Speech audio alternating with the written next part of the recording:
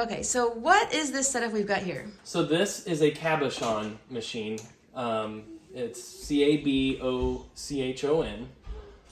It will take a rock. So what you do is you take a rock like this. This is some sort of like Amazonite. And then you cut it into a slab like this. This is a different type of agate.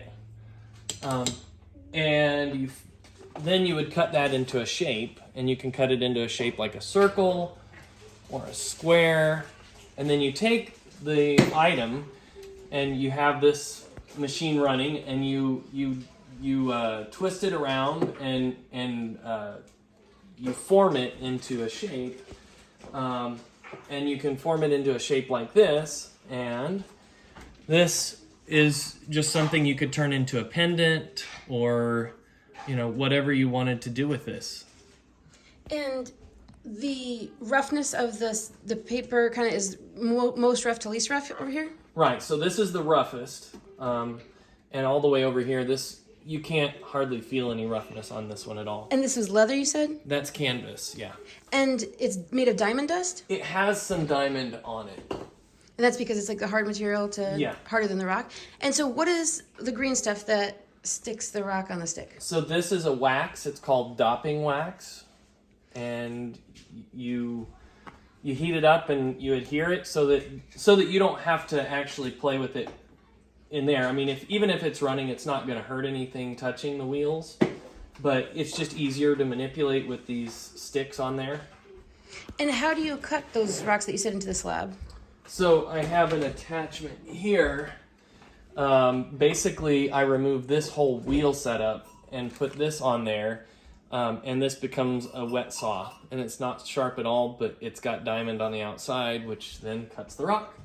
So so you just, with your bare hands, put the rock into it? I've got a little table. So this table goes underneath it, and then like this, and then this saw blade sits there, and you just put the rock on here, and you would cut it just like that. And do you have to go super slow? Yeah, it's gonna go very slowly because rocks are hard. And then you have water being pumped up from the bottom. So this one, you just fill this bottom reservoir with water. Okay. But yeah, it's a very wet process because the water has the dual purpose of cooling, but it also is a lubricant as well. And I'm guessing it kind of makes it so you're not breathing in the dust. Yes, it makes it so you're not breathing in the dust. If you were, is it dangerous or just bothersome? Some dust could be, yeah. Like if you were doing mica, it could, or silicone dioxide, yeah, that dust could be hazardous, but. And you were saying, so as you get to the finer grit, it makes it shiny because you're removing the pores? Yeah, it's taking it and turning it into something that is very, very shiny. This is garnet. So this is the initial product. I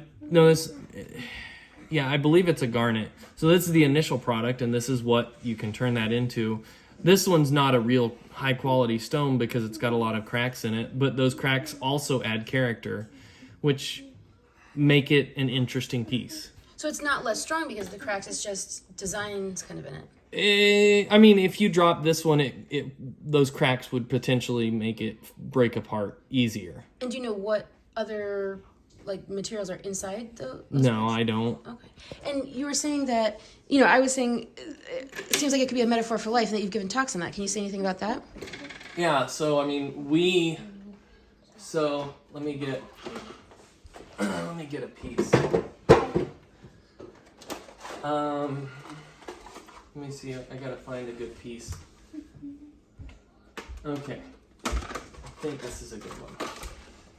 Okay, so this is, if you look at this out of the light, you can't really see anything. But if you look at it through the light, you can see that it's got some character to it. Hopefully the light shines and you can see some character. But as we go through life and run into trials, which is these wheels, we run into rough trials, but that turns us into who we are, and it breaks away the hard exterior. And when the light shines through us, like the light shines through us personally, we can see who we are and remember who we are and what our value is. That seems like a great lesson. Well, thank you so much for sharing this. I've never seen a setup like this. And did you say how much all this costs? So this equipment and all the stuff that came with it was about $1,300. You can buy the rocks or get the rocks yourself. This is marble from North Georgia that I can slab and play with, that I got for free. So I just had to drive there. So basically, if you want to invest, make sure you're going to use it for a while. Yeah.